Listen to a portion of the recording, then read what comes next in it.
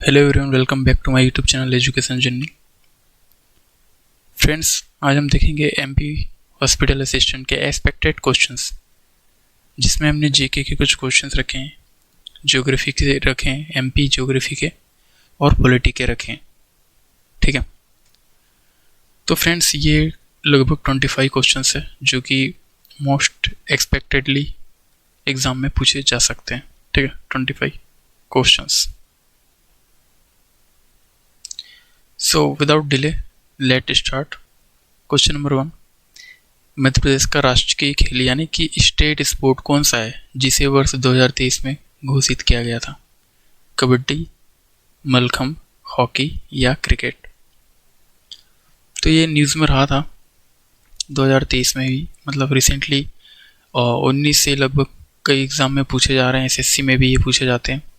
ठीक है, तो ये था हमारा मलखम्ब। ठीक है, ये एक बहुत ही प्राचीन खेल है जो कि इंडिया में होता है। इसमें एक पोल होता है, पोल के ऊपर जो प्रतियोगी होते हैं वो यहाँ पर व्यायाम करते हैं। ठीक है, तो कौन सा आंसर है हमारा? Option number C, mallakhamb. Question number 2, Ujjain का प्रसिद्ध महाकालेश्वर मंदिर किस नदी के तट पर है? महाकालेश्वर मंदिर तो ये है हमारा क्षिप्रा नदी के तट पर। ठीक है, क्षिप्रा नदी के तट पर ये स्थित है और यहाँ पर कौन सा मेला लगता है? सिंहस्थ मेला लगता है। ठीक है, सिंहस्थ मेला कब लगता है? 12 सालों में एक बार यहाँ पे लगता है। ठीक, moving ahead. Question number 3, land of white tigers Madhya Pradesh के किस क्षेत्र को कहा जाता है? मालवा क्षेत्र को, रीवा, महाकौशल क्षेत्र या फिर बुंदेलखंड क्षेत्र? तो ये रीवा क्षेत्र को कहा जाता है लैंड ऑफ व्हाइट टाइगर्स। ठीक है, moving ahead. Question number 4, Madhya Pradesh की कौन सी नदी पश्चिम की ओर बहती है और खंबात की खाड़ी यानी कि अरब सागर में गिरती है? चंबल नदी, नर्मदा नदी, सोन नदी या फिर केन नदी? तो आप सभी को पता है वो नर्मदा नदी है। ठीक है, इसी की एक सिस्टर है तापी नदी। ठीक है, वो भी नर्मदा नदी को ही फॉलो करती है। नर्मदा नदी का उद्गम कौन सा है? वो है हमारा अमरकंटक।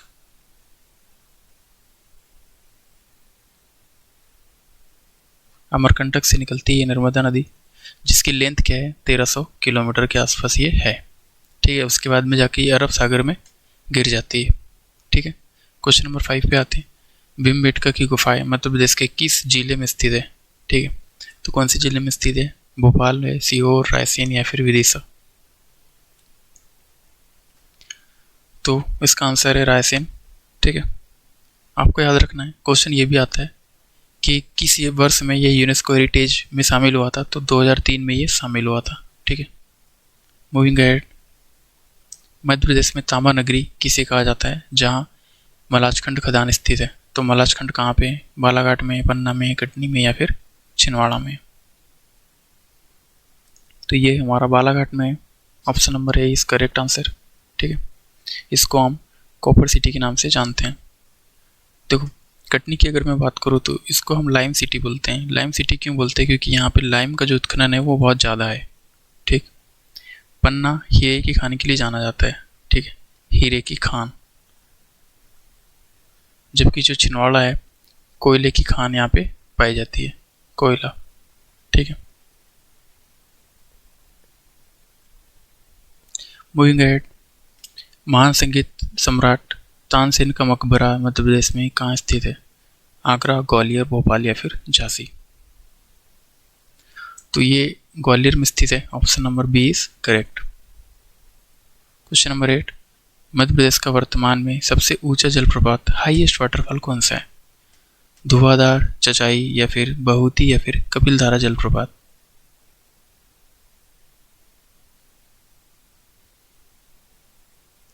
तो सबसे हाईएस्ट वाटरफॉल हमारा यहाँ पे बहूती जलप्रपात है।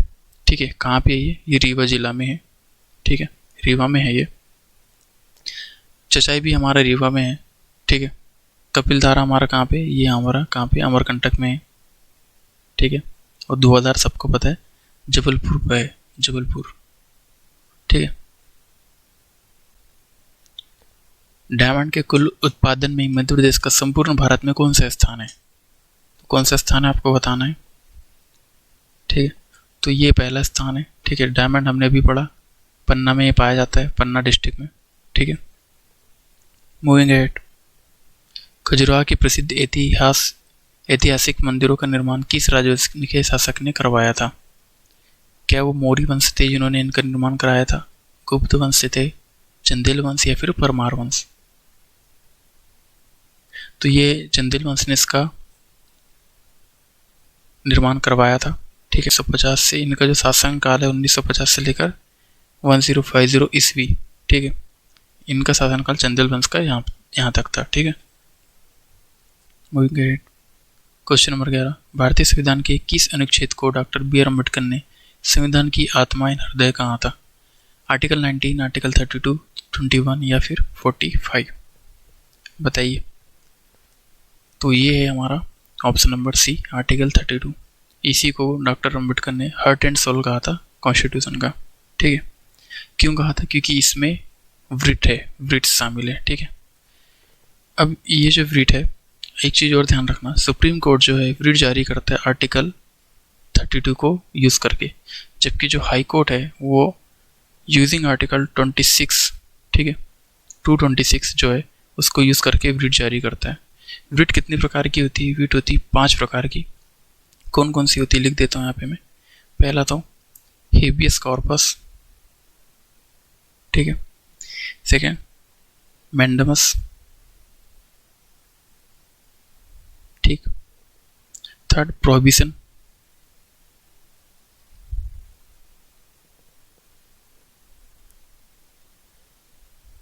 क्यो वारंटो, और फिफ्थ है हमारा सर्टोरी, ठीक। आर्टिकल 19 की मैं अगर बात करूँ तो ये फ्रीडम के लिए, फ्रीडम से रिलेटेड, जैसे आपको देश में घूमना है, ठीक है, आप फ्री हो, आप जा सकते हो, घूम सकते हो, है ना, ठीक है, आपको अधिकार है घूमने का, ठीक है। आर्टिकल 21 जो है वो राइट टू लाइफ है, ठीक है, राइट टू लाइफ, आपको जीने का अधिकार है, ठीक है। इसके अंतर्गत बहुत सारे अधिकार आपको है, ठीक है। आर्टिकल 45 की अगर मैं बात करूं तो ये हमारा क्या है? डीपीएसपी है, ठीक है, directive principle of state policy, ठीक है, डीपीएसपी है ये। इसमें कंपलसरी फ्री एजुकेशन है बिलो एज ऑफ 6 ईयर के जो बच्चे हैं उनको free and compulsory education provide की है। इसी से रिलेटेड आपको 86 कॉन्स्टिट्यूशन अमेंडमेंट एक्ट 2002 आपको याद रखना चाहिए, ठीक है। इससे हमने क्या ऐड किया था? इससे हमने ऐड किया था 21A। इसमें क्या किया था हमने? जो 6 वर्ष जो एज है 6 ईयर, उसको हमने किया था 14 ईयर, ठीक है। चलिए आगे बढ़ते हैं। भारत के मुख्य चुनाव आयुक्त यानी कि चीफ इलेक्शन कमिश्नर की अपॉइंटमेंट यानी कि नियुक्ति कौन करता है? क्या वो भारत के प्रधानमंत्री करते हैं, भारत के राष्ट्रपति, भारत के मुख्य न्यायाधीश या फिर संसद की चयन समिति? तो वो कौन करता है, कौन अपॉइंट करता है इनको? वो करते हैं भारत के राष्ट्रपति, ठीक है। और ऐसे डायरेक्टली अपॉइंट नहीं करते हैं, पीएम की यहाँ पे सलाह लेते हैं, ठीक है, उसके बाद में ये अपॉइंट करते हैं, ठीक है। और अगर मैं बात करूँ कि मुख्य न्यायाधीश को कौन अपॉइंट करता है, तो मुख्य न्यायाधीश को भी हमारा प्रेसिडेंट जो है वो यहाँ पे अपॉइंट करते हैं, ठीक। अब यहाँ पे क्वेश्चन और आ सकता है मिनिमम एज की, ठीक है, मिनिमम एज से रिलेटेड क्वेश्चन आएगा। जैसे कि आपसे पूछ लेगा जो हमारे प्रेसिडेंट साहब है, ठीक है, उनकी मिनिमम एज क्या है जब वो प्रेसिडेंट बन सकते हैं, मतलब क्या एलिजिबिलिटी है? तो उनकी मिनिमम एज होना चाहिए 35 साल, ठीक है। उनके बाद वो कोई भी इंसान प्रेसिडेंट बनने लायक है, ठीक है। पीएम की मैं बात करूँ तो उनकी एज है 25। लोकसभा पार्लियामेंट की जो मेंबर है उनकी भी जो एज लिमिट है 25 ईयर है, ठीक है।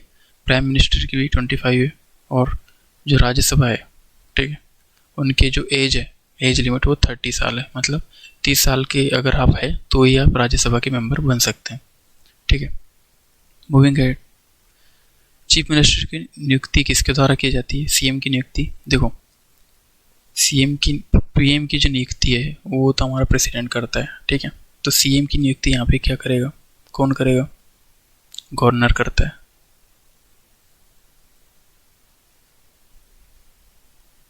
ठीक है। तो गवर्नर करेंगे सीएम की नियुक्ति, ठीक है। चलिए आगे बढ़ते हैं। फंडामेंटल ड्यूटीज को किस देश के संविधान से लिया गया है, ठीक है। हम सबको पता है कि हमने ये जो हमारा इंडियन कॉन्स्टिट्यूशन है सबसे लार्जेस्ट कॉन्स्टिट्यूशन है और अलग अलग देशों से हमने अच्छी अच्छी चीज़ें ली है। तो हमने कुछ फंडामेंटल ड्यूटीज़ लिए हैं, तो वो किस देश से हमने लिए हैं। पहला क्वेश्चन तो यही बनता है कि फंडामेंटल ड्यूटीज़ कितनी है, वो हमारी 11, ठीक है। अब ये हमने कहाँ से लिया है, ये हमने यूएसएसआर से लिया है, ठीक है। यूएसएसआर से लिया है हमने। और एक चीज़ हमें और ध्यान रखना है, ये हमने 42nd कॉन्स्टिट्यूशन अमेंडमेंट एक्ट के तहत लिया है और 1976 का ये हमारा रूल था, ठीक। इसके अंतर्गत हमने और कौन सी चीज़ें ली है, हमने लिया है सेक्युलर वर्ड, ठीक है, सोशलिस्ट वर्ड लिया हमने, ठीक है, और लिया है इंटेग्रिटी।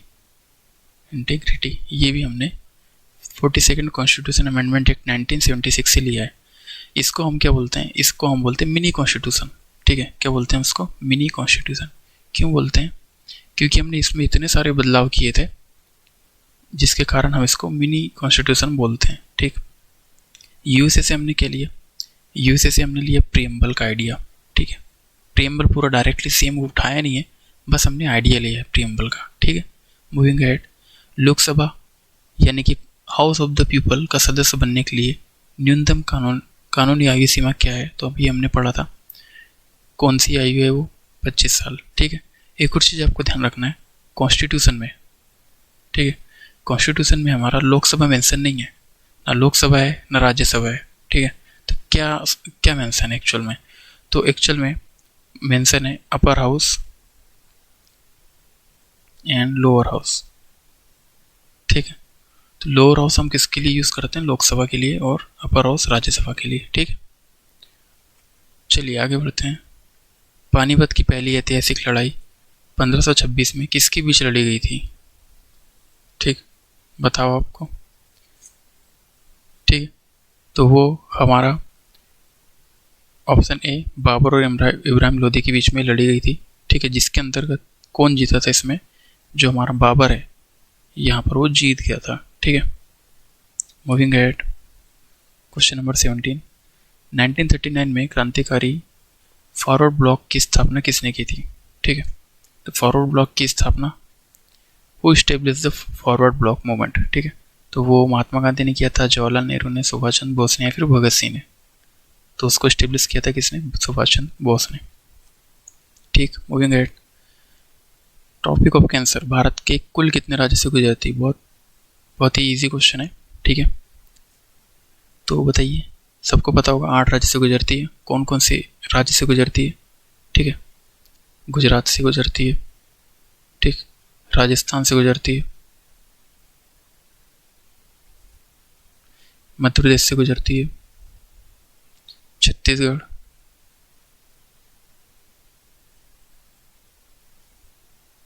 झारखंड और वेस्ट बंगाल, त्रिपुरा और मिजोरम, ठीक। तो ये 8 राज्यों से यहाँ पे गुजरती है, इनसे होकर ट्रॉपिक ऑफ कैंसर जो है हमारी गुजरती है। मूविंग अहेड, भारत का सबसे पुराना राष्ट्रीय उद्यान कौन सा है, जिसे हम अब रामगंगा राष्ट्रीय उद्यान कहते हैं। तो सबसे पुराना, अगर हमको नाम भी नहीं पता है अगर कि नाम क्या चेंज हुआ है, तो हम इससे, अगर हमें पता है कि पुराना राष्ट्रीय उद्यान का नाम क्या था, तो उससे हम ये क्वेश्चन सॉल्व कर सकते हैं। मैंने पिछले लेक्चर में आपको पढ़ाया था सबसे पुराना राष्ट्रीय उद्यान कौन सा है, जिम कॉर्बेट। कहाँ पे ये, उत्तराखंड में, ठीक है। और अभी इसका नाम क्या हो गया, रामगंगा राष्ट्रीय उद्यान बन गया है, ठीक है। ये किसके लिए फेमस है, ये भी क्वेश्चन भी कई बार आ जाता है, ठीक है। तो ये बंगाल टाइगर के लिए जो है फेमस है, ठीक है। बंगाल टाइगर जो है उसके लिए फेमस है ये, ठीक है। गिर राष्ट्रीय उद्यान कहाँ पे है हमारा, गुजरात में, ठीक है। कान्हा नेशनल पार्क हमारा मध्य प्रदेश में, काजीरंगा कहाँ है हमारा, असम में, ठीक। मूविंग अहेड, भारत का प्रसिद्ध भाखड़ा नागल बांध किस नदी पर बनाया गया है, ठीक है। तो एक्चुअल में ये नदी की अगर पूछ रहा है तो ये सतलज नदी पे बनाया गया है, अगर वो लोकेशन की बात करेगा, कि ये कहाँ पे बना है। तो आपको ध्यान रखना है ये हिमाचल और पंजाब के बॉर्डर पे बना हुआ है, ठीक है। हिमाचल प्रदेश जो है हिमाचल के क्षेत्र में है और पंजाब के क्षेत्र में भी ये पड़ता है, ठीक है। चलिए आगे बढ़ते हैं। इंसुलिन हार्मोन्स का स्राव कहाँ से होता है, किसकी कमी से मधुमेह, जिसकी कमी से मधुमेह रोग होते हैं। तो मैंने आपको लास्ट लेक्चर में भी ये पढ़ाया था, जो हमारे पेनक्रियाज है ये एक हार्मोन को सीक्रेट करता है, क्या नाम है उसका, ग्लूकागोन, ठीक है। लेकिन साथ में ये इंसुलिन को भी सीक्रेट करता है, ठीक है। इंसुलिन का कार्य क्या है, जो शुगर का है बैलेंस है, मतलब शुगर अगर हाई होती है तो इंसुलिन सीक्रेट हो जाता है, तो शुगर उससे लो हो जाती है, ठीक है। मतलब मधुमेह को ये होने नहीं देता, अगर इसकी कमी हो गई तो हमें शुगर की बीमारी हो जाएगी, ठीक है। तो ऑप्शन नंबर 20 है right answer. Now moving at, parasite, malaria किस पैरासाइट के कारण होता है और इसका मुख्य वाहक कौन है, मतलब कौन उसको कैरी करता है, ठीक है। कौन कैरी करता है, कौन फैलाता है उसको, तो वो हमारा देख लेते हैं इसको, प्लाज्मोडियम मादा एनोफिलीज, ठीक है। या फिर बैक्टीरिया के कारण क्या होता है, या वायरस के कारण होता है, या फिर अमीबा के कारण होता है, ठीक। तो ये प्लाज्मोडियम के कारण होता है, ठीक है। और इसको मादा एनोफिलीज जो है वो फैलाती है, ठीक है। ये इसके कारक है। चलिए, रक्त का थक्का, ये क्वेश्चन भी मैंने लास्ट लेक्चर में कराया था आपसे। ब्लड क्लोटिंग जमने में कौन सा विटामिन की मुख्य भूमिका रहती है, विटामिन ए, विटामिन ई, सी या के। तो विटामिन के की मुख्य भूमिका रहती है, ठीक है। मूविंग अहेड, मानव शरीर की सबसे बड़ी ग्रंथि, largest gland of human body कौन सी है, वो है हमारी लीवर, ठीक। रेबीज की बीमारी किसके संक्रमण से होती है और यहाँ किस अंग तंत्र को नुकसान पहुंचाती है।